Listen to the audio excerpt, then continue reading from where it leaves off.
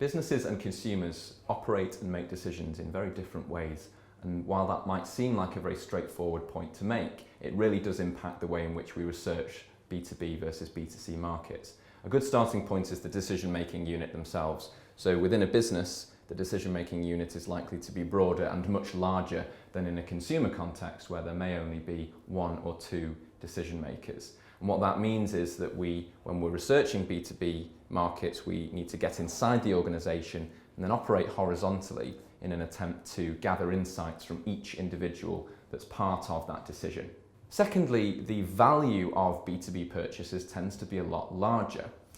We tend to have longer term buyers, and there's generally a more relationship-based approach to making these purchases.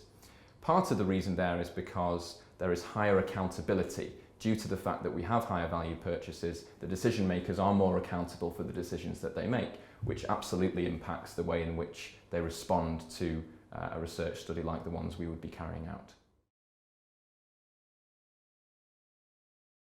The study that was carried out by B2B International that looked into the cultural biases that exist in B2B research actually revealed similar results to the existing literature that had looked at those biases in consumer circles.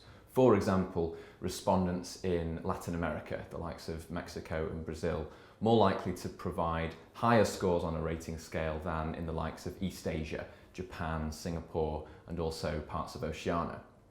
In addition, there was an inclination to agree with the interviewer, known as acquiescence bias, in the likes of China versus a lower bias in the likes of Western Europe, markets like France. And those were very similar results in B2B and B2C markets. However, we did find some differences. For example, the extent to which culture affects response styles was less extreme in B2B studies than in consumer studies. And we feel that there are two key factors at play here. First of all, to go back to the decision-making unit, it is broader and usually contains individuals of varying seniorities. We found in our study that the respondent seniority has a big impact on the style of their responses, particularly when looking at rating scales.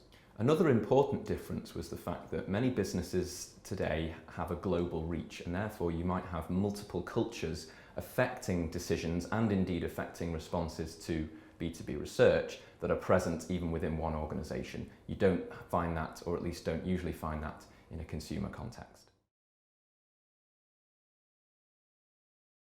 The globalisation of business and the proliferation of business-to-business research means that what were once emerging markets, such as China, for example, are now being pulled towards the centre, and we see that Chinese respondents in business-to-business studies tend to be responding in much more similar ways to more established research-savvy markets like the United States, far more than they were 5 to 7 years ago. Secondly, we've noticed that because of B2B migration of people, in other words, people moving countries to operate within the same or different businesses, means that there is a certain muddying of the waters, which makes it more challenging and more difficult to actually identify cultural biases in B2B studies. This is definitely something worth considering, and one of the reasons why it's extremely difficult to eliminate cultural bias altogether.